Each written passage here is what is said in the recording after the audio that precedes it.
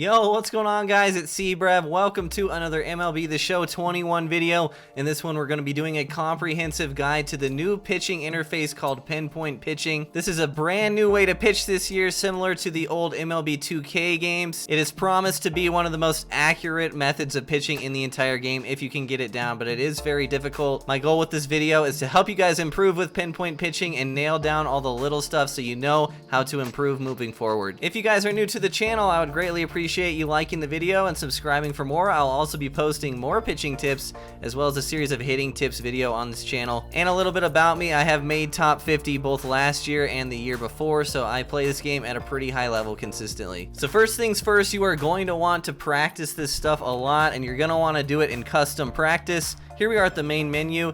If you want to go over to this down arrow and then down to custom practice, that's where it is. And once you're in here, I recommend going up through the teams and finding the legend teams. Those are mid-century groundbreakers, expansion era boomers, and long ball beasts. I usually like to pitch against expansion era boomers, and I like to pitch with long ball beasts. Long ball beasts are basically like late 90s, early 2000s legends. So you have Greg Maddux, you have Pedro Martinez in here, and a lot of legends.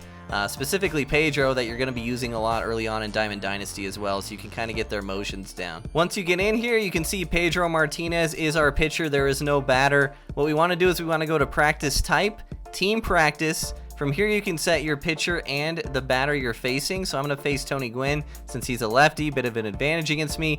You can also scroll through all the legend pitchers that are part of this team. We got Glavine, Smoltz, Maddux, as well as Kerry Wood. I'm going to be using Pedro because he's new and I want to get used to his delivery. And then you want to go to repeat and set it to at bat, and then runner on first is yes. The reason we want to do this is because pinpoint pitching is incredibly hard out of the stretch. It's way harder than pitching out of the windup. If you can pitch with pinpoint out of the stretch, you're going to be able to pitch from the windup. So therefore, when we practice, we just want to do it out of the stretch to practice the harder thing. So tip number 0, I guess you could say, for pinpoint pitching, and I know not everybody has access to this, but if you can get a monitor to play this game on, it is going to help your experience immensely in both hitting and now pinpoint pitching this year. At the very least, if you play on a TV, try to set it to game mode. Our goal here is to reduce the input lag as much as possible. With pinpoint pitching specifically, there are times where you're pitching out of the stretch and with a guy who has a quick delivery where it is pretty timing intense. And if you play on a TV where there's input lag, it can be kind of hard to get that timing down. So if you can, put your TV on game mode. If you can, the best gameplay experience you're going to give yourself on MLB The Show is playing on a monitor. Alright, so now let's dive into how pinpoint pitching actually works in the game. I'm going to select four-seam fastball with the X button, and you can see it pops up with a meter that shows me the motion and the timing associated with that motion. Every pitch has a different motion, so you can see for four-seam fastball, it's straight up and down, but for something like circle changeup, it's much more complicated. You go up around 360 degrees and then down to the middle. You can also see as I move the pitch around, the direction at which I want to come down on my final release changes horizontally compared to where I'm aiming. So if I want to try to front door this changeup, I have to aim to the right. If I want to try to throw it low and away, because of its break, I need to aim it basically straight down. And this is only in regards to horizontal. Changing up and down vertical movements does not affect your motion at all. You can also see the little black circle around the baseball. This is what's called the PAR. This is new to the game this year. It stands for perfect accuracy region, and this is the area at which your ball will land if you get a perfect release and have perfect input. The reason I highly encourage you guys to stick with pinpoint pitching, even if it's really frustrating in the beginning, is because pinpoint pitching has the smallest pars on every pitch, meaning it is the most accurate form of pitching if you deliver good input. It is easily the most rewarding if you can get it down and get these motions down well. It's very much a long-term investment, much like hitting with zone instead of directional, where the more you use pinpoint pitching, the better you'll get at it long-term, and the more accurate it will be as a pitcher in the long term. So again, just want to reiterate one more time, please stick with this. I promise it's worth it, and when you start getting these motions down and throwing pitches exactly where you want to against online opponents, it's going to be so worth it. Alright, so let's try to throw a pitch here and see exactly how this works. So I'm going to throw a four-seamer low and away, and I'm going to try to follow the motion that they show me. It's really important to watch the speed at which the cursor moves on the motion as well, because that is the exact speed you want to throw it. So on this four-seam fastball, you can see it's a little slow. It's like dot, dot, dot, like that. And so we're going to try to follow that. We're going to go down and then up and then down into They actually stole on me there. That's kind of rude. But that was basically perfect input. So for a four-seam fastball, straight up and down, we want to go down, then up, and then down and connect with the lower circle when the grids around it start to collapse. So that's how you indicate perfect timing on the downward release part of it, is right around when the blue grids or the blue indicators around the circle start to connect with the circle itself. So if you want to watch this lower circle on this pitch delivery, it kind of shows you exactly what timing to come home with.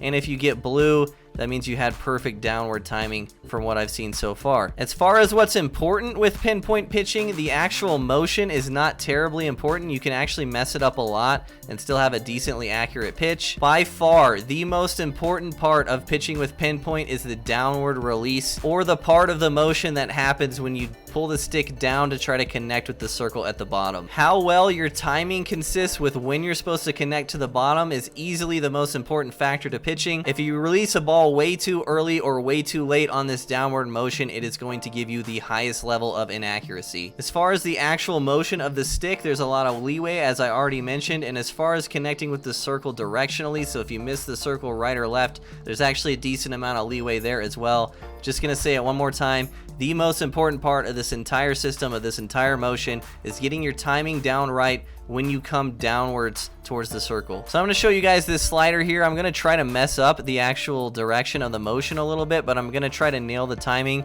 and you can see that our pitch is going to probably end up decently around where we're aiming it. So maybe directionally if my timing's a little off, but I get the motion down decent and I connect.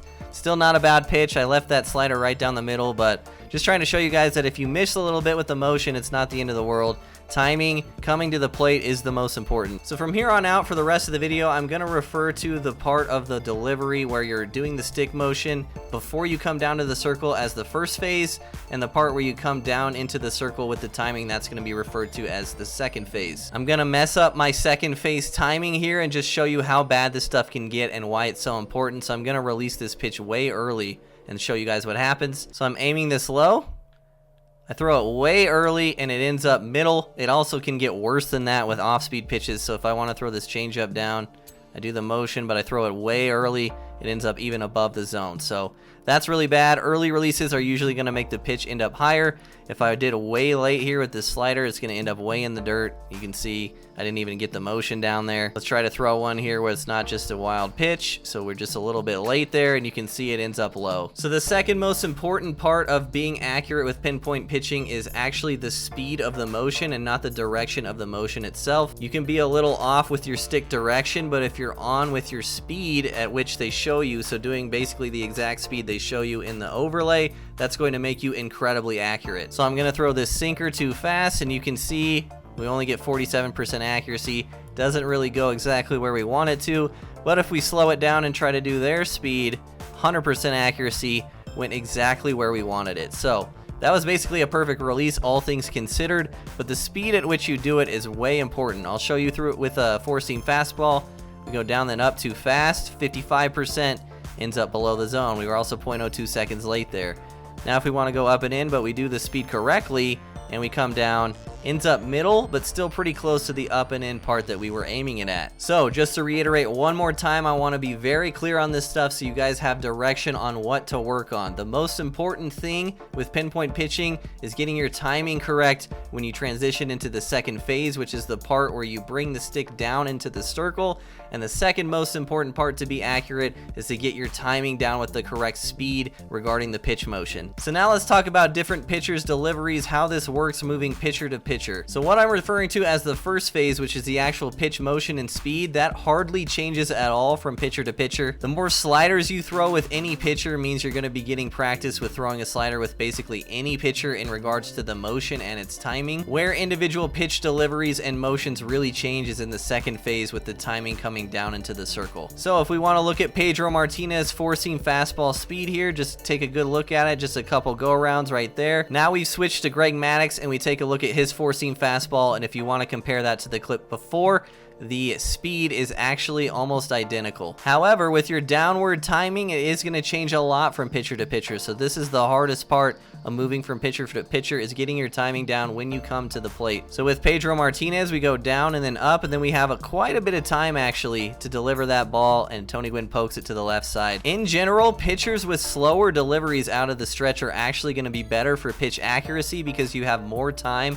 to get ready to come down into the circle. There is a bit of a trade-off, however, though, because the slower delivery you have out of the stretch as a pitcher, the easier it is for your opponent to steal on you. So I really like that this year.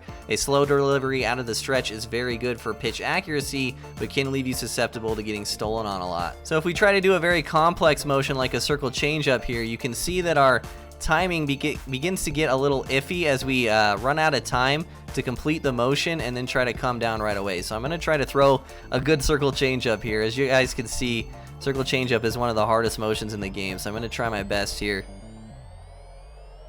And I actually threw a pretty nasty pitch there. I've had a lot of practice with this stuff.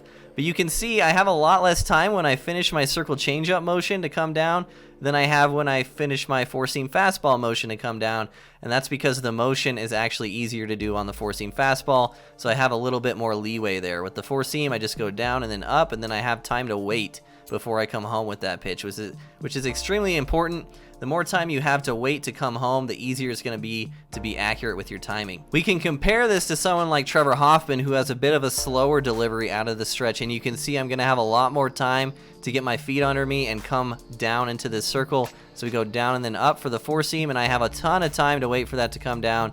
I missed my spot there directionally. It's going to happen. But our timing in general was pretty good there. And with this circle changeup, which again is one of the most complicated motions, we go through it and then we have a decent amount of time to wait. I was 0.08 seconds late there, so not a good release. But we just have in general an easier time throwing a circle changeup with a guy with a slower delivery like Hoffman. I just hung it a couple times, haven't pitched much with Hoffman, but just trying to show you guys how the timing varies, and that the key is that from pitcher to pitcher, the main difference is the timing in regards to coming home to the plate. Again, practice, practice, practice. This stuff is gonna take time. I still miss my spot a lot, but it's definitely worth it in the long run. So now let's talk about slide stepping. So if you guys didn't know, when you select a pitch and you hold L2, you can create a slide step, which is a whoops, I held it too long, which is a tactic that's used in real life to try to help prevent stealing. This changes a lot with pinpoint pitching, and it's easily the hardest form of pitching is trying to pitch out of the slide step with this stuff. I'm going to try to slide step a circle change up here, and you can see just how hard it is to try to fit this entire motion in and still do it correctly. You can see I went too fast there, and that was going to be my next tip. So this is the hardest part, especially when pitching with a guy that is really fast out of the stretch, or when you're trying to slide step, is actually the speed of the motion doesn't change whether you're slide stepping or not. So it's really hard and unnatural in that you still have to do the circle changeup motion slow according to how it looks, but you're running out of time, and really the end all is that you're gonna run out of time when you need to come down to the plate. So I'm gonna try to do this again, but I have to take it slow with the circle change. And it actually said that my timing was good the whole way there, and I still ran out of time. So maybe you are actually required to throw this too fast to even have a chance.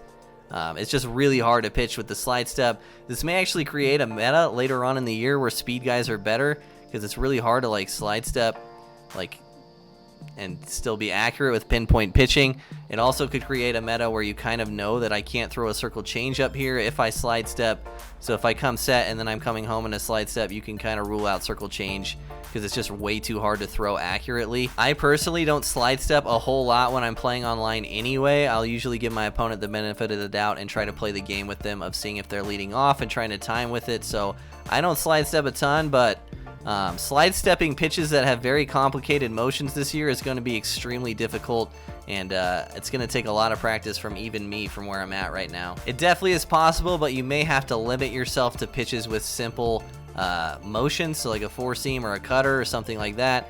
That gives you a lot more time and a lot more leeway to be able to finish the entire motion at the proper timing and then come home with the proper timing as well. I'm going to throw that cutter one more time because that was embarrassing.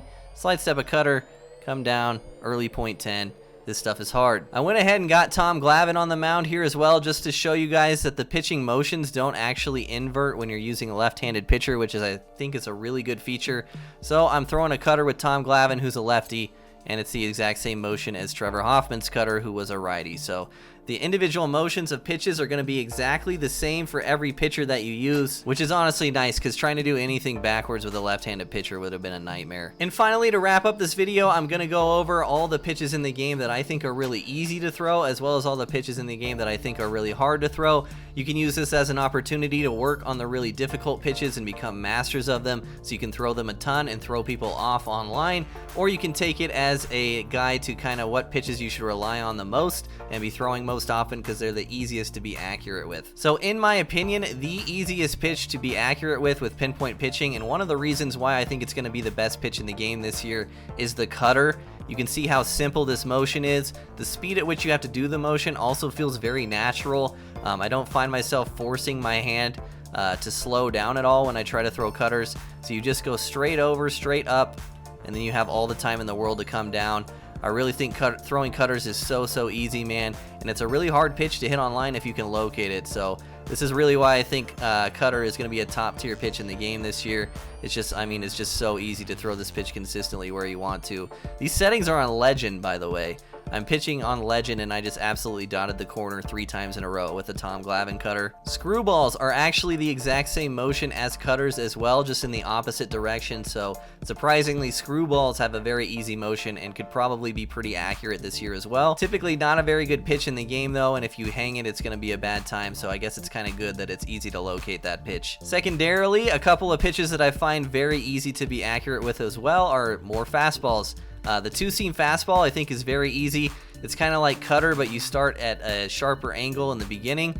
Another pitch that has a short, quick motion and gives you a ton of time to come home with the plate afterwards. So we just go over and up with the two-seam. Then we have a decent amount of time, and we just absolutely paint that. And by the way, look at the par, the circle around Greg Maddox's pitches. I really like this year, man. Control pitchers are going to be insanely viable, because if I do a good delivery with a guy with high control like Greg Maddox, the ball's going to go basically exactly where I aimed it most of the time. Even that was a bad release, and we should have turned a double play there, but even that wasn't the greatest release, and look where that pitch ended up, pretty much roughly where I aimed it. Another pitch that's pretty easy to throw is the four-seam fastball, the straight down and straight up. I actually struggled with this pitch a lot for a long time until I figured out this simple trick. So here's my simple trick for throwing a four-seam accurately. Do not try to go down and up in one motion, even though I got 87% there. Of course I did. I actually release my thumb after I go down. So I naturally let the stick come up to the middle by releasing it, and then when it gets to the middle, I push it up. So what I do, I wonder if I can show this with my hands. This is gonna be terrible. So I actually go down, release, and then back up. And I was a little slow there going back up, because I was trying to slow you guys. But basically I come down, let go, and then go back up. And you can see right in the middle of that pitch, I hope you guys saw that, there was just a tiny bit of yellow in the middle. That's because I was just a little slow coming back up. But I really think this is the most consistent way to throw a four-seamer. And you can see with Maddox, I'm just dotting. This is the best way I found to throw the four-seamer. If I try to go down and up in one motion, very often I'm getting less accuracy than if I go down, release the stick, and then back up. And in general, four-seam fastballs are pretty easy to locate, and they're very forgiving. If you mess up with the accuracy, again, the most important part is the downward timing, not necessarily the pitch motion itself. Some intermediate pitches that are kind of difficult, kind of not. I'm going to start off with the sinker. This one's not too bad. Again, kind of just like a two-seamer, but starts straight down instead of at an angle. This motion is actually kind of slow with its speed, kind of slower than you would think, and this is also true for slider, which is going to be the next pitch that I go over. So just make sure you practice this a lot and kind of take it slow on your way around. You definitely don't want to throw a sinker high unless you're aiming it there. So an early release with a sinker is actually pretty bad most of the time. So just make sure you're taking it kind of slow all around and trying to get that accuracy. I've thrown a lot of sinkers. Same with the slider.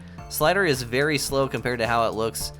This is another pitch kind of like when I was trying to slide step a circle change, where you really have to trust yourself and throw it slow throughout the motion and then just really come down at the last minute. So we're going to go slow around, and then we don't have a ton of time to come down because we need to finish our pitch motion at the correct timing in the first place, and we really run out of time when we get to the end of this slider motion. But it's incredibly important that we stick with the slow delivery there. And remember, again, we're pitching out of the stretch for all this stuff. So if you ever end up pitching out of the windup in a game, all this stuff is going to be incredibly easier. This is exactly why we pitch out of the stretch when we're practicing. Pinpoint pitching out of the windup is insanely easy. You can take your time getting the motion down. You have so much time to wait and come down at the correct timing. Curveball is also a decently easy motion, kind of like a reverse two seam. You're going to go the other way at an angle and then come all the way back around. Another pitch where you kind of have to take it slow. I really messed that one up a lot, so I'm going to try to throw another one. You really got to take it slow all the way around, and then you have a bit of time to come down. That is just a disgusting pitch. I am so happy curveballs go where I aim this year. That's so awesome. All right, and finally, let's go over two of the hardest pitches to throw in the game. I've already shown you one. The circle changeup is incredibly difficult, especially out of the stretch. You have to go up all the way around in a circle and then down. Just takes a ton of time, and you have to go kind of slow with it so you don't get ruled too fast by the game. So we're going to go up, around slowly, and then we don't have much time to come through there, but that was honestly a really good circle changeup. Again, you're just going to have to practice this stuff. Not a lot of pitchers throw circle changeups, although they are very effective, so getting yourself, as we give up a bomb, getting yourself good with circle changeups and splitters, which is the next pitch, could really set you apart, especially if we start getting some good cards in Diamond Dynasty that start featuring these pitches. So yeah, now we're using John Smoltz, and we're going to go over the second really hard pitch, which is a splitter. Not as hard as a circle changeup, I think, but it's like you basically do a cutter, but you go all the way around and then back up and then down. It's a really weird motion, and again, when you're pitching out of the stretch, you don't have a lot of time. So we're going to try to throw this one. We go cutter and then over and then up and then down. It's a lot, man. Splitters are very hard to throw. Again, not a pitch that a lot of guys throw in Diamond Dynasty, to be honest with you. And one of the best splitter throwers I can think of out of the pen that's used every year in Diamond Dynasty is like Rob Nin, who's incredibly quick to the plate. We actually have Rob Nin on this team, so we're going to try to throw a splitter with him. He's super quick to the plate. That is a nightmare. 0.23 seconds early, and I was too fast. So this stuff takes a lot of practice. I haven't thrown many splitters. I'm going to try to slow it down a bit here. That was actually pretty good. So, yeah, splitters and circle changeups very hard, especially early on in the year. You're not going to be able to throw them for competitive strikes consistently. On the other hand, you're going to be able to locate cutters extremely well almost every time you throw it. So the difficulty difference between circle changeup, splitter, and cutter is honestly crazy. And you could really see a dynamic playing out this year where people just don't throw splitters and circle changeups very much, and they spam cutters a lot, which I think could happen. So that's going to wrap it up for this pinpoint pitching tutorial video. I really hope this helped you guys. I really went through everything I could possibly think of for this stuff. I practiced it a lot so far, and I truly think this is the best way to pitch in the game if you stick with it in the long term. Friendly reminder to like the video, subscribe to the channel, all that good stuff. Many more tips to come, including hitting tips as well. Appreciate your support this year. Take care. I'll see you next time.